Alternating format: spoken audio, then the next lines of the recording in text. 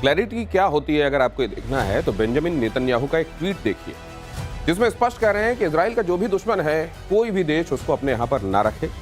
अगर वो ऐसा करता है तो उसको खुद ही कानून के समक्ष ले जाए और उसको उसके किए की सजा दे, वरना हम वो काम कर देंगे। इससे ज्यादा क्लैरिटी अपने दुश्मन के बारे में शायद नहीं हो सकती, और ये क्लैरिटी तमाम देशों के अंदर अब कम से कम शत्रुबोध के मामले में क्लैरिटी बहुत आवश्यक है। ये मैं क्यों कह रहा हूं आगे आपको बताऊंगा, लेकिन जरा पहले ये खबर देख लीजिए। कतर के बाद यमन पर इजराइल का प्रहार, राजधानी सना के कई इलाकों पर हमला, इजराइल ने सैन्य ठिकाने, फ्यूल स्टेशन को बनाया निशाना। हमले में हूती विद्रोहियों को भारी नुकसान। हूती विद्रोहियों ने, आपको मालूम है कि इजराइल पर अटैक किया था, उसके कई एयरपोर्ट्स को निशाना बनाया था, और यहां हूती विद्रोहियों को एक के बाद दूसरा सबक देता हुआ इजराइल।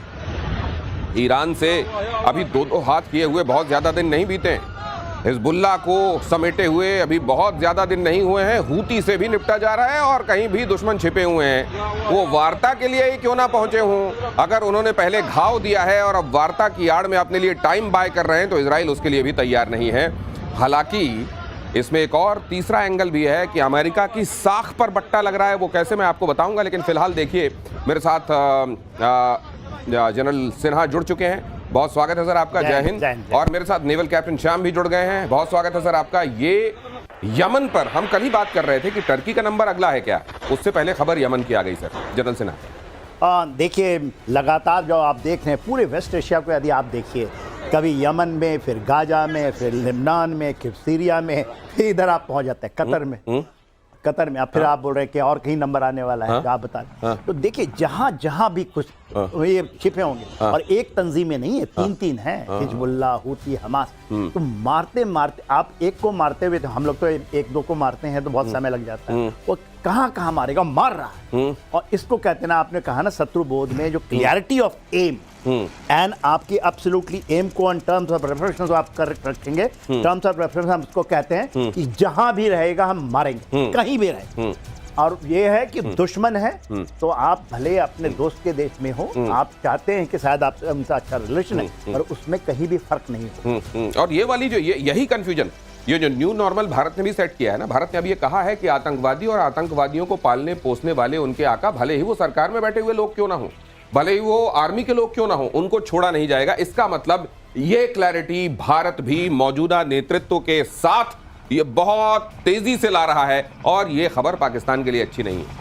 पाकिस्तान भी अब इस लिहाज से तैयार रहे कि अगर पहले भारत के खिलाफ हरकतें करेगा और फिर बातचीत और तमाम डिप्लोमेसी की आड़ में वो टाइम बाय करने की कोशिश करेगा, तो अब टाइम मिलेगा नहीं। कैप्टन श्याम, ये चीजें अब बहुत तेजी से बदल रही हैं, और विश्व में इन चीजों को लेकर ये जो दौर चल रहा है, ये बड़ा डिफाइनिंग चल रहा है। धन्यवाद दिनेश जी। देखिए, जब मधुबनी में भारत के प्रधानमंत्री ने यह घोषणा की थी और हिंदी भाषी क्षेत्र में इंग्लिश में बोला था, वो वर्ल्ड को बहुत क्लियर मैसेज था कि सपोर्टर्स, इनेबलर्स एंड फाइनेंसर्स। पहले तो हम प्यूरिटी मेजर टेररिस्ट की कर रहे हैं, जो हमने किया वहीं पर ऑपरेशन सिंदूर खत्म नहीं हुआ।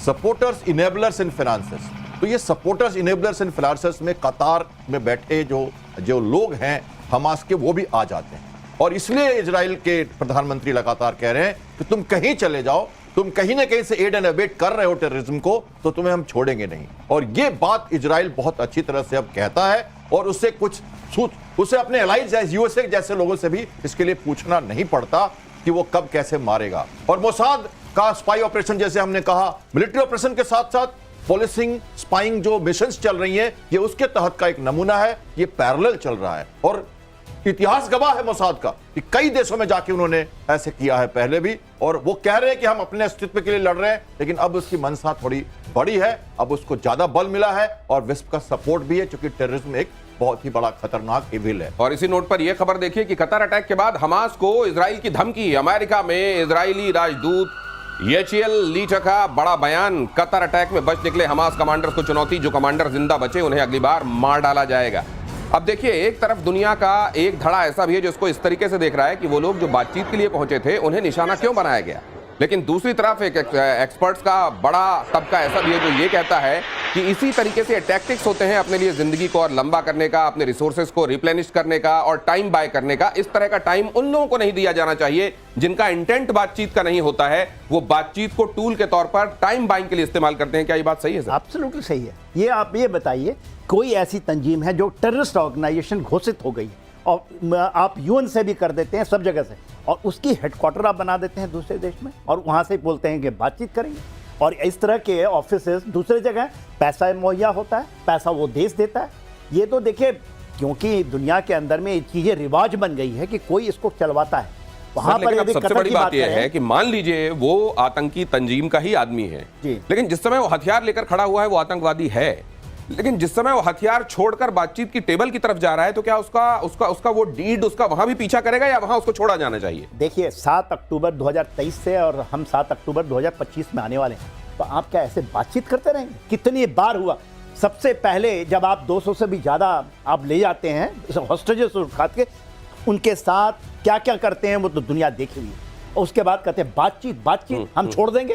आप ये बताइए क्या चीज़ की बातचीत हो रही है कि आउट ऑफ 49 जो बचे हैं उसमें से हम आपको वापस नहीं, लेकिन फिर ये जो फिलॉसफी है सर कैप्टन श्याम, जो दुनिया भर में कही जाती है कि कोई भी बात पॉइंट ऑफ नो रिटर्न में नहीं पहुंचनी चाहिए, बातचीत के दरवाजे हमेशा खुले होने चाहिए, तो फिर ये तो फिर एक तरीके से दरवाजा बंद है ना कुछ मामलों में बातचीत का।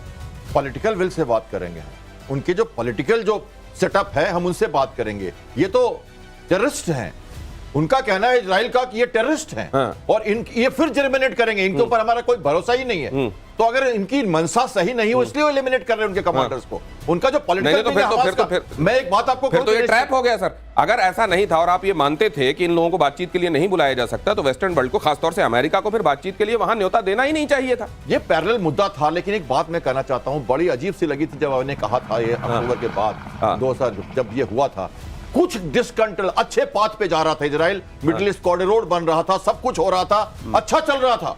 कुछ डिसकंट्रोल्ड लोगों ने सडनली बिना अपने लीडर से किए हुए हमास के अटैक कर दिया। मैं देखिए, talk and terror will not go together, ये हमारी स्ट्रेटजी है ना।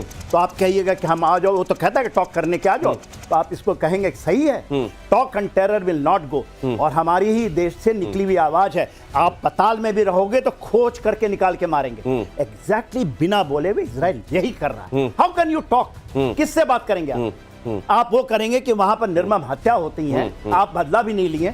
ये तो गलत है। दिस इज अ गलत वे ऑफ डूइंग कि हम टेरर करेंगे, हम टॉक करेंगे। आइए बैठते हैं। तो ये जो पहले एम्बिग्विटी रहती थी और जिसका फायदा लेकर ये आतंकवाद के बहुत सारे पालने पोसने वाले खुद को बचाते रहते थे, जिसमें वो ये कहते थे कि देखिए इस तरफ तो हम इस जगह पर आतंकवादी हैं, लेकिन यहां तो हम बातचीत करने के लिए पहुंचे हुए लोग हैं और यहां हमको आतंकवादियों के तौर पर नहीं देखा जाना चाहिए। क्राइसिस एक है, उसमें जो पार्टी है, एक पार्टी हम भी हैं और हमको सुना जाना चाहिए। अब बहुत जगहों पर यह स्पष्ट किया जा रहा है कि एक पॉइंट ऐसा है, टेरर, जिसमें आपको एक टॉकिंग पार्टी के तौर पर डायलॉग टेबल पर इनवाइट नहीं किया जाएगा। अगली खबर देखिए, कतर पर हमले के बाद बोले नेतन्याहू, हमास को पनाह तो हमला ही एकमात्र रास्ता। नेतन्याहू ने 9/11 के दोषियों से की तुलना, कहा अमेरिका ने जो किया वही हमने किया, इजराइल की आलोचना करने वाले शर्म करें।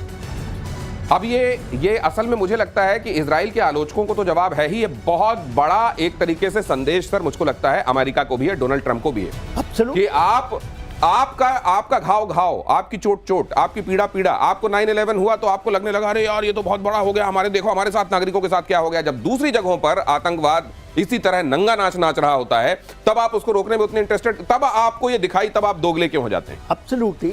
9/11 के बाद उसामा बिन लादेन को पाकिस्तान के अंदर घुस कर मारा, बताया भी नहीं। वहां तो किया था ना ऑपरेशन, वो जो 9 अक्टूबर में हुआ था, पाकिस्तान को नहीं बताया था। तो आप जब घुस सकते हैं और जाके मारा था नेवल सीलों ने, और उसके बाद यदि ये करते हैं, इन्होंने तो एयर स्ट्राइक ही की है। और देखिए ये भी कतार के अंदर में, ये आप बताइए, कतर के अंदर में 2 बेस है। अल उदैद बेस है, सबसे बड़ा अमेरिकन बेस है, वो सबसे बड़ा सेंट्रल कमांड का वहां हेडक्वार्टर है, एडवांस हेडक्वार्टर। वहां 2 बेसेस हैं, दोहा से साउथ वेस्ट के अंदर में।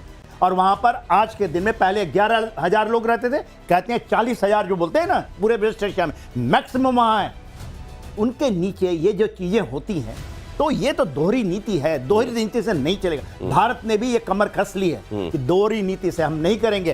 टॉक एंड टेरर, या तो आप बताइए कि टेररिज्म है क्या चीज, उसको डिफाइन करने के लिए लोग तैयार नहीं। लेकिन ये दोगलापन अगर आप रखेंगे तो आज नहीं तो कल आग आप तक पहुंचेगी। अगली खबर और कैप्टन शाह का रिएक्शन, कतर में बमबारी के बाद खौफ में तुर्की, हमले के बाद तुर्की ने अपनी सेना को। For more of such videos do like, share and subscribe to ET Now Swadesh।